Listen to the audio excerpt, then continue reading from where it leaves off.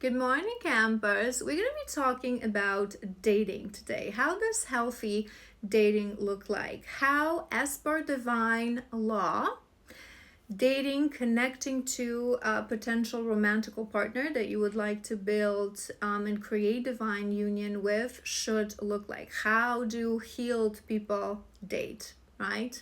So, this video is going to be for those of you who are single in between relationships. Maybe you had some realizations that your past relationships were karmic and you're tired of this. You're ready to truly look inwards a little bit and maybe make some changes in your life and finally meet that soulmate, that beautiful soulmate that you could create divine union with. So we're going to be talking as per divine law, and I will give you 3 phases of healthy connection that should exist, right? But before we do that, I want to go through a couple of very important points that I want to mention that are important for context. So, first thing that I want to mention is that healed people don't date.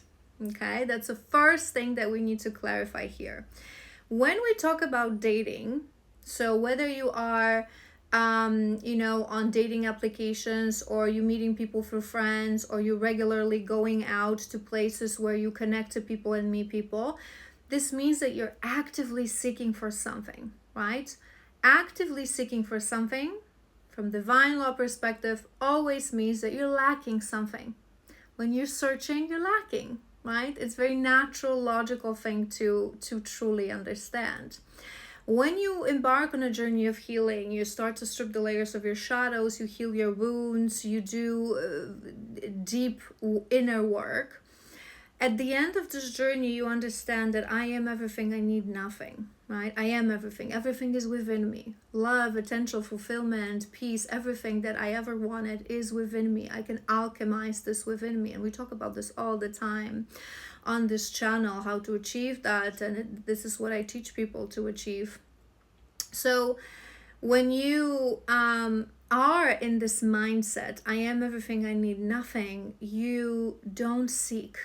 You don't seek. So truly healed people meet in a very serendipitous way. It's not through active dating. It's not through constantly meeting new people, going on dates and being on these applications.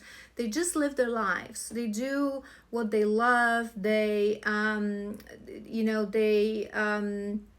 they follow their passions. They follow their path, and one of these days, in divine timing, someone simply appears in their orbit, right?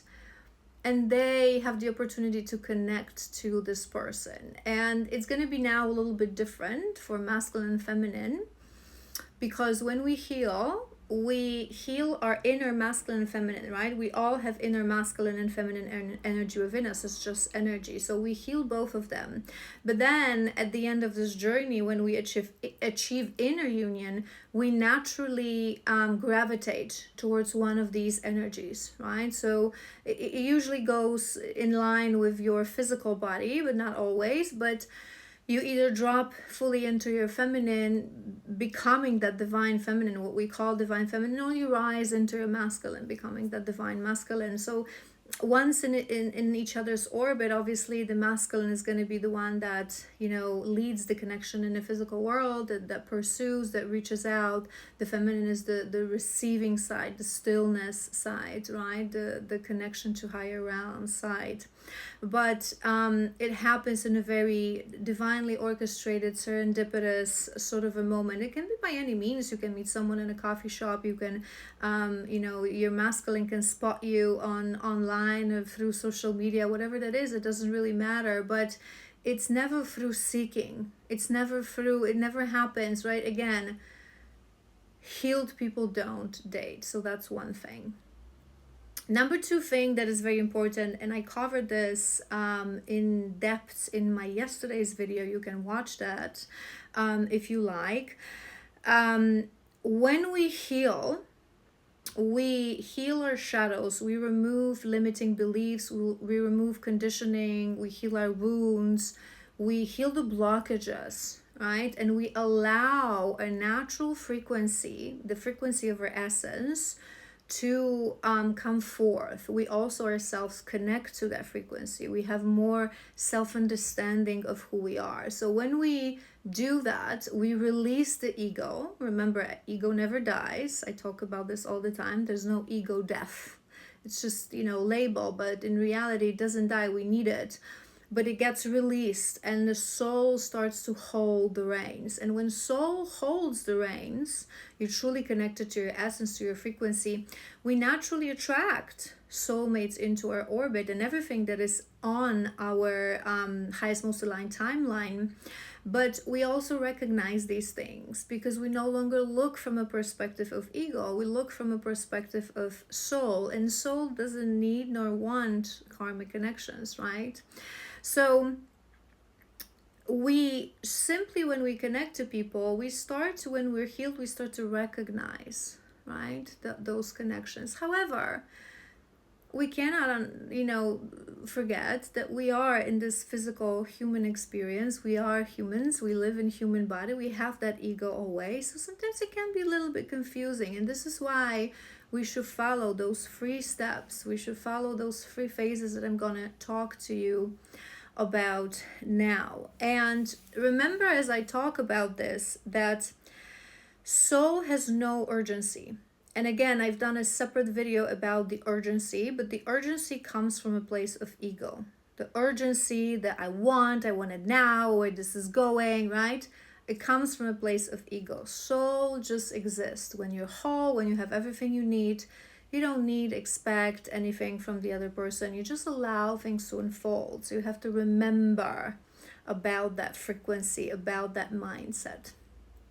Okay, so when we meet someone, right, we start from a phase that I like to call, we should start from a phase that I like to call, and by the way, I'm not sure whether I mentioned this or not, these phases will apply to both soulmate relationships and twin flame relationships. As your masculine returns, you should again go through these phases.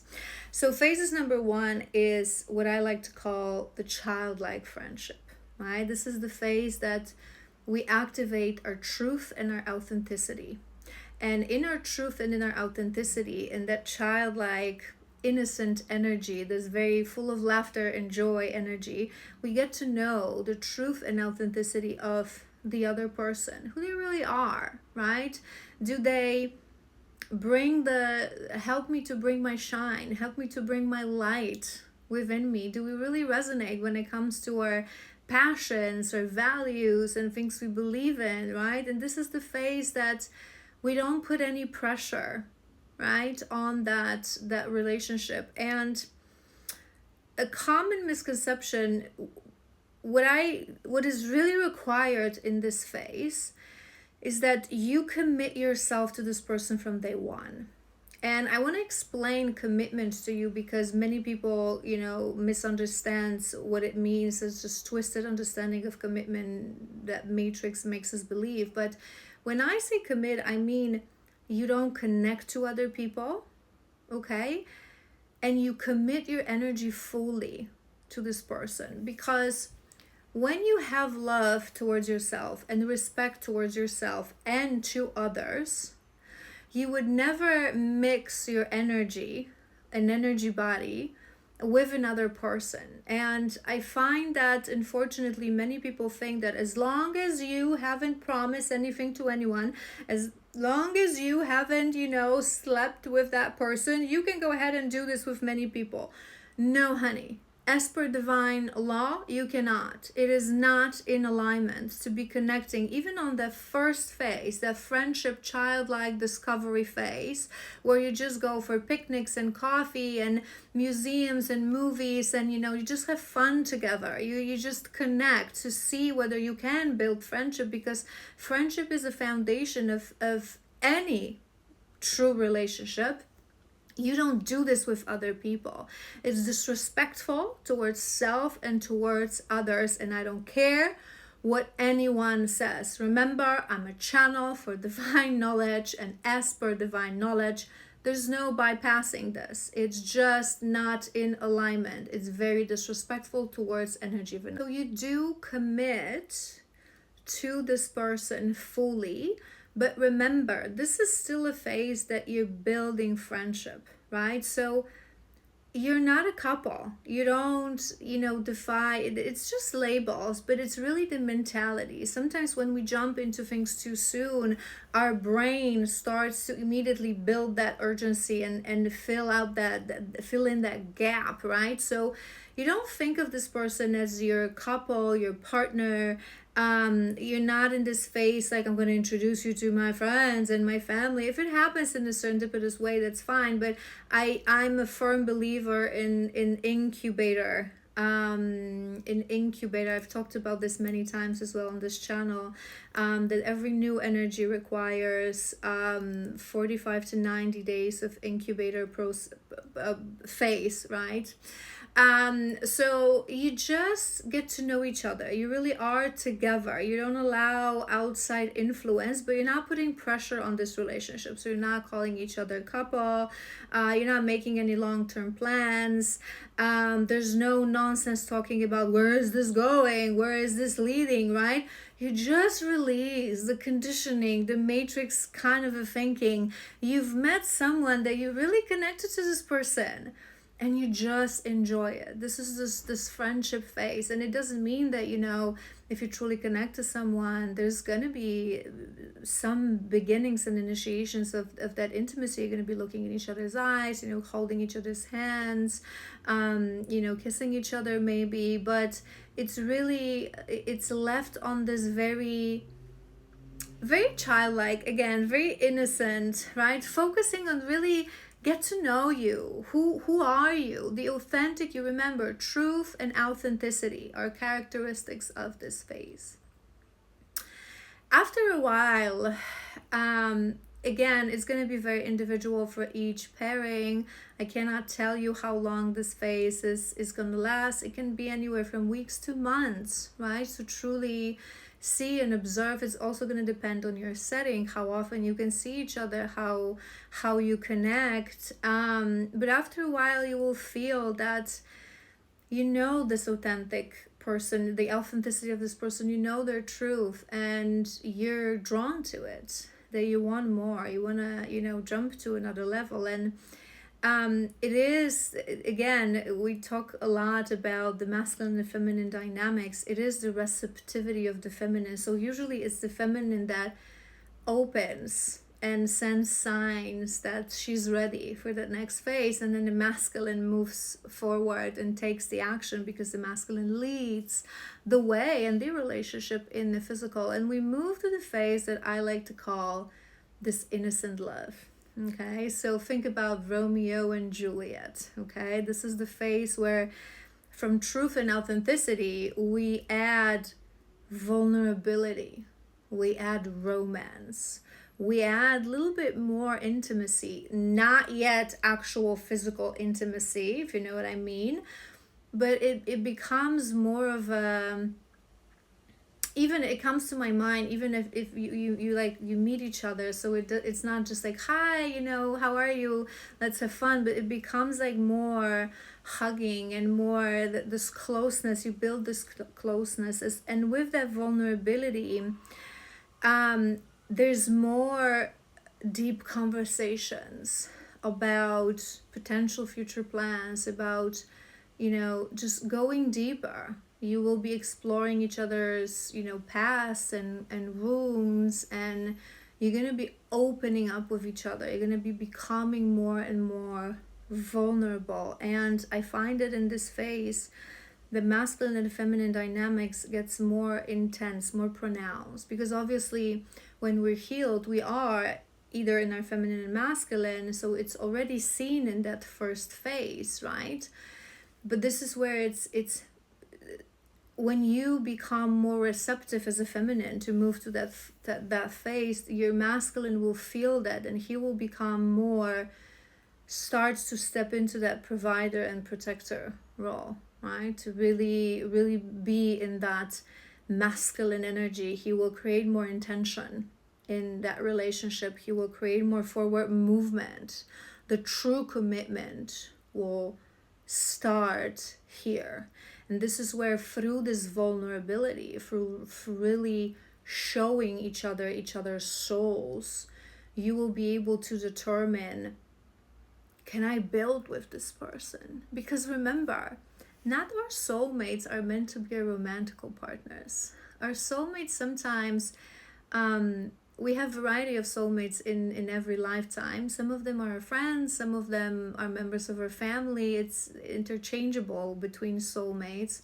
And some of them are just someone that we're meant to meet and maybe connect for a while, but we're not meant to have that relationship. This is why that first phase is so important. So in this phase, you're going to discover, can we really build together? Can we really build together? And you start to think a little bit more intentionally about that relationship. This is where you become already, okay, we're doing this, we're dating, we're a couple, right?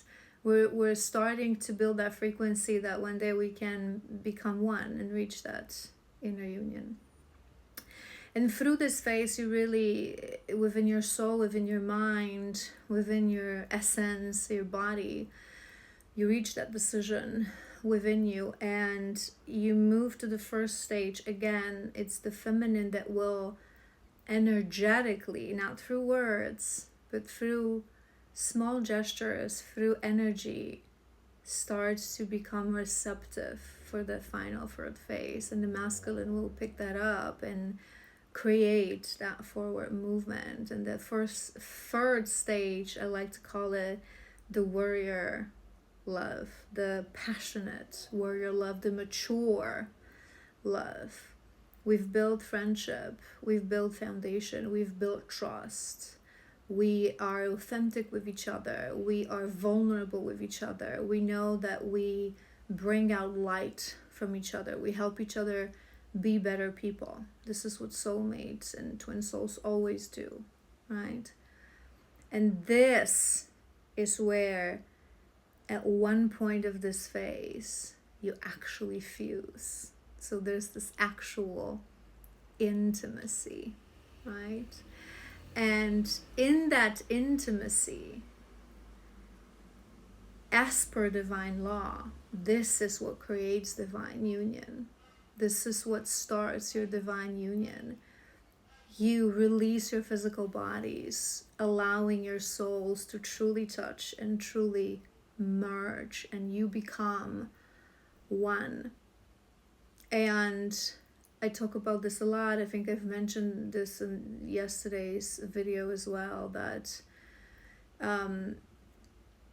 divine union in eyes of the Most High Source, it's all we need. It's the intention and a commitment to the other person that is our true soul connection.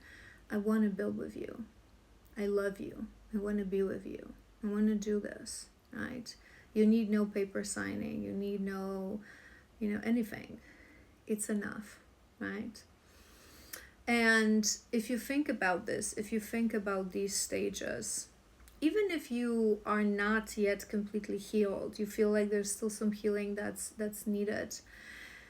If you go through these stages, I guarantee you that you will spot a karmic connection. Because, and again, I've mentioned this in yesterday's video, what confuses most people is jumping into commitment and intimacy more than anything too soon, which creates confusion in an unhealed mind, and you start to see what you want to see, not what there is in front of you. Okay, so if you really are afraid to be connected to another karmic, that's the best way that you can do it. Okay, it's the biggest mistake in my personal view that people commit and fall back into karmic relationships is the urgency. I want it now. That's why I'm dating. I'm seeking for something because I'm lonely, because I want it. And I meet this person and I jump into intimacy with this person. Now we're together and I'll meet all my friends and all my family. You're not allowing this relationship to naturally grow. You're putting pressure on it. Soul puts no pressure. Soul has no urgency. Soul allows things to happen at their natural course. And very important thing, and I always say this to you guys as a mantra, true soul connections, divine union, real divine union, is based on unconditional love and freedom. I love you because you are my soul connection, my soulmate or my twin soul. I want nothing from you. If it's not meant for us right now, if it's not meant for us in this lifetime, I'm not going to push it. I'm not going to force it, because you are free. We accept the sovereignty of our souls. You are free. In a true divine union, yes, we commit to each other, but if at one point one of the people doesn't want it or wants, to leave the relationship, there's the door. There's the door. I'm not gonna force you. I'm not gonna manipulate you. I'm not gonna appeal to the fact that we've been together for so long or we have children together or whatever. There's the door. Because when you have true love, true self-love, you would never want anyone to be with you for any other reason than pure soul love. Never.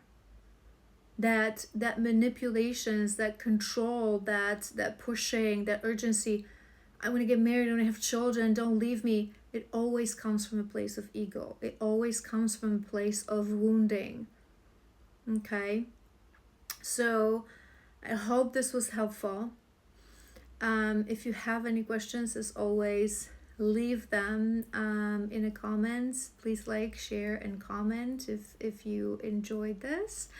And yeah, I wish you all the best on your journey of finding your soulmate. Oh, and a side note, if you are on this journey that you want to magnetize your soulmate, I do have a very powerful package available on my website or my Etsy store. It's called Magnetizing Your Soulmate. In this package, you have very powerful energy attunement to help you to tune into the frequency of your soul. You're getting 1.5 hour video about soul connections, like a master class, and some shadow work exercises that you can do. And it's available in versions for singles and couples, because sometimes some people are meant to meet their soulmates at the early age, when they haven't had a chance to do any healing. And in those connections, we can grow together. We can do shadow work together, and it's also very, very beautiful. So if you're interested, go to my website. Link is in my bio.